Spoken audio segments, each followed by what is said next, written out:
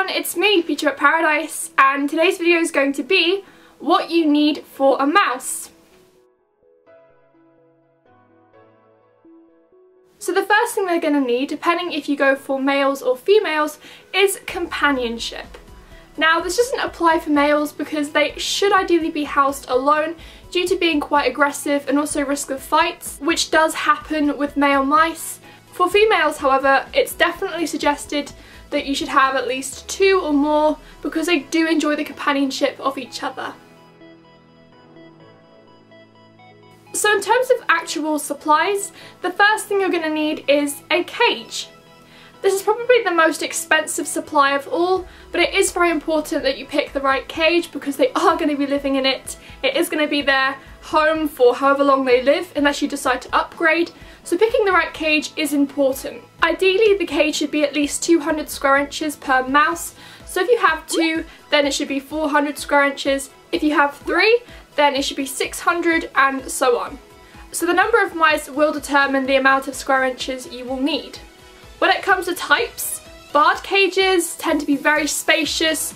They usually come with levels, provide plenty of ventilation, and they also give a climbing option because of those bars, which I think makes them the best kind of mouse cage.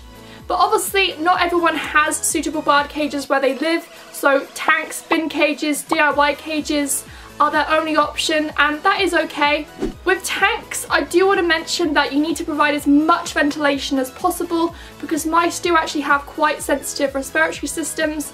They also aren't able to climb on the sides either because obviously they're glass. However, that being said, I do know quite a few mouse owners who happily house their mice in tanks and provide them with plenty of hanging toys from the lid, so the mice are able to get that climbing option. They are also provided with quite a lot of ventilation, so that ventilation is provided for the mice, and that is perfectly fine. So if you're having a tank, then as long as you have the whole lid meshed and provide lots of hanging toys, then that should be absolutely fine. The same also applies for detolfs and bin cages, but a bonus with a bin is that you can actually put more mesh around the sides, so that will provide even more ventilation and allow for more climbing, unlike a tank or a detolf. So I'll quickly state that pine, cedar, clay-based litters, any scented products or anything containing softwood is actually very dangerous, and you're going to want to avoid any of that type, not just for mice but for all rodents in general. Aspen shavings, however, are very safe and a great budget option as well. Any kind of paper-based beddings are great, so anything from Fitch, Tumble Fresh, KT Clean and Cozy, Back to Nature, Boxo, and also Carefresh Ultra.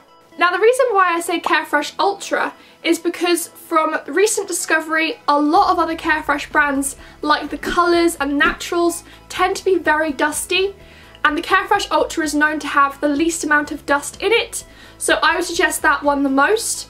And mice having sensitive respiratory systems would make it easy for bedding that is quite dusty to irritate them, so try and stick to a bedding that is minimal dust if you can.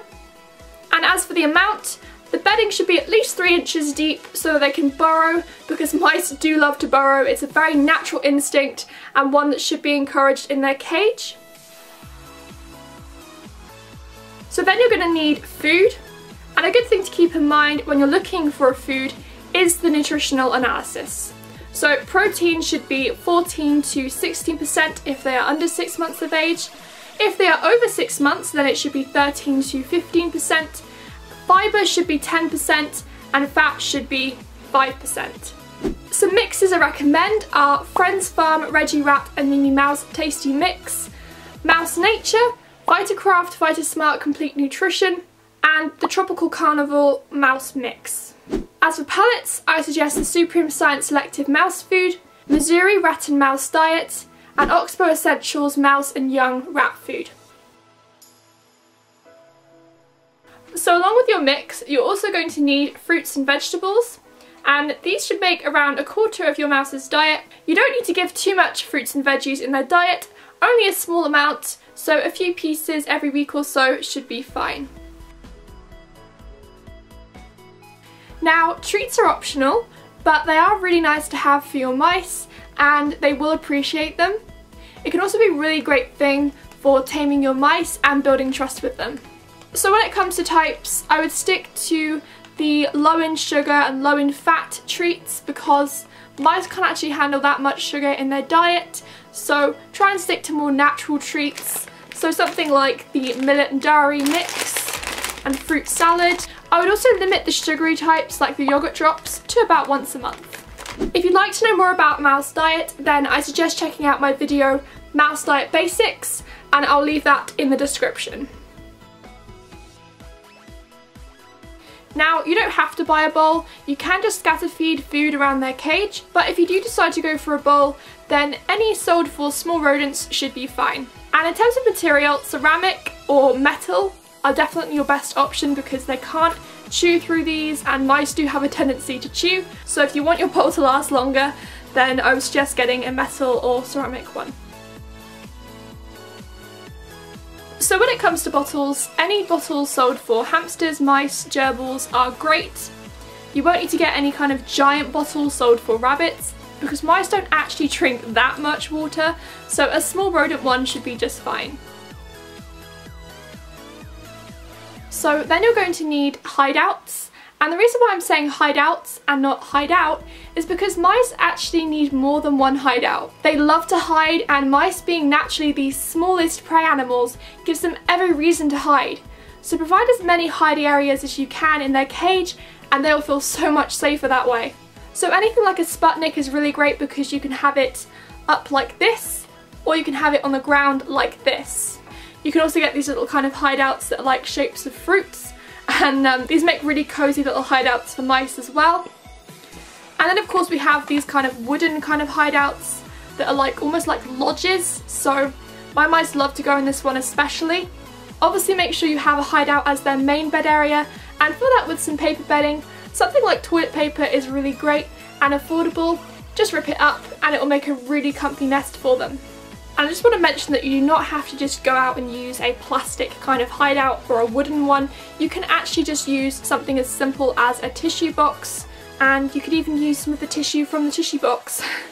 There you go, a nice comfy nest for them, somewhere where they can sleep, and it's definitely very affordable. So next is chews. So mice being rodents does mean that their teeth will constantly grow, so they are going to need a good supply of chews to keep their teeth down. Now wooden is probably your best option because it is a nice hard material and it will keep their teeth down better than the softer chews. Something like this, for instance. So following on from chews, you are going to need toys to keep them stimulated and prevent boredom. And with mice, it's actually very easy to pick toys because there is no such thing as too small of a toy for a mouse. So you don't have to go out and pick larger toys for mice. Anything like tiny tunnels, even loo roll tubes are great. Any cardboard boxes, tissue boxes are really nice for mice and a great budget option too. So wheels. I would say wheels are quite important as they are a great exercise for mice, and they're also a really good boredom breaker as well, and my mice love spending time on their wheels. When it comes to sizes, I'd say it's best not to go under 6.5 inches. I definitely recommend the 8 inch to 11 inch more, just because mice do have long tails which adds quite a lot of length to their body, so I would definitely try and go for the bigger size if you can. And if you're interested and want to find out more, then I do have a whole video about mice wheels, so if you want to find out more, then feel free to watch that. The link will be in the description.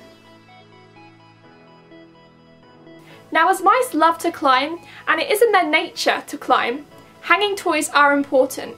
So I definitely recommend having a couple of hanging toys in their cage. So this could be hanging ladders, bird toys, Sputniks. Anything of this sort is great for your mice and they should enjoy it. And it also mimics natural behaviour in mice as well.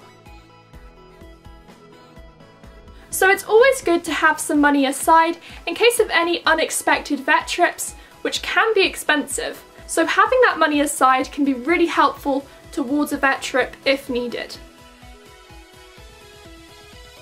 And of course with that comes a carrier.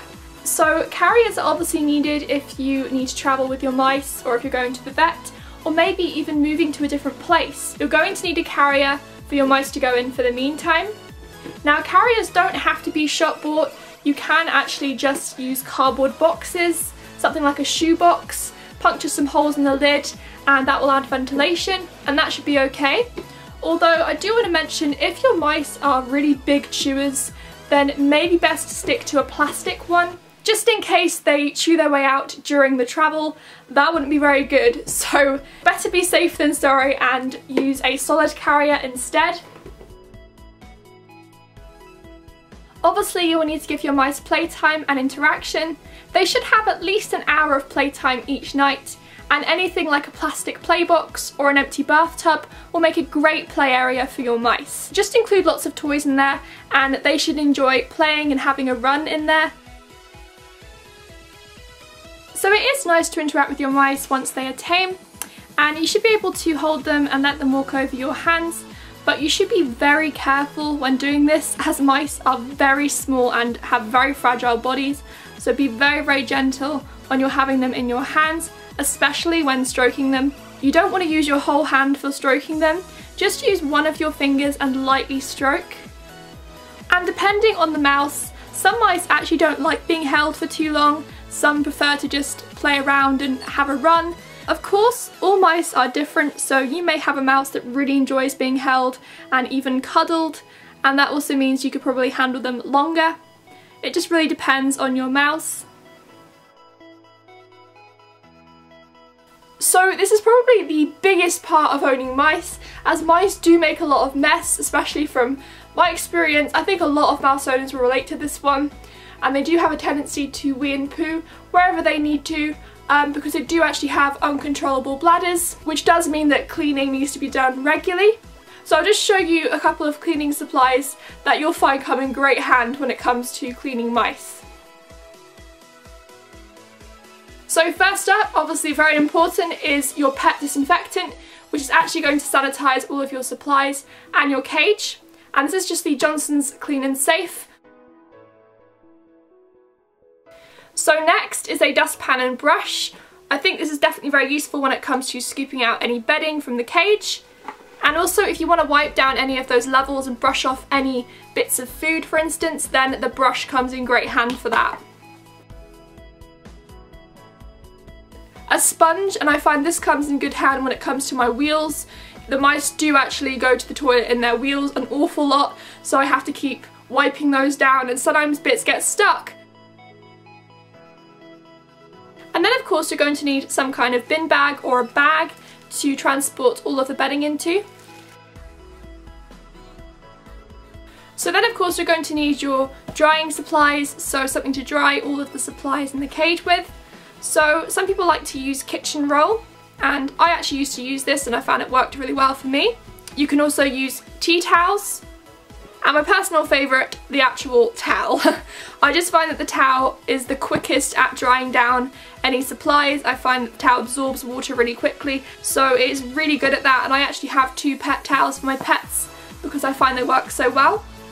So that's the video on what you need for a mouse. I hope this has helped any mouse beginners, or if you're bringing a new mouse home, then hopefully you know exactly what they need. So any comments or questions, leave them down below. If you like our videos and want to see more, then go subscribe. And if you enjoyed this video and found it helpful, then don't forget to hit that like button, and we'll see you next time. Bye!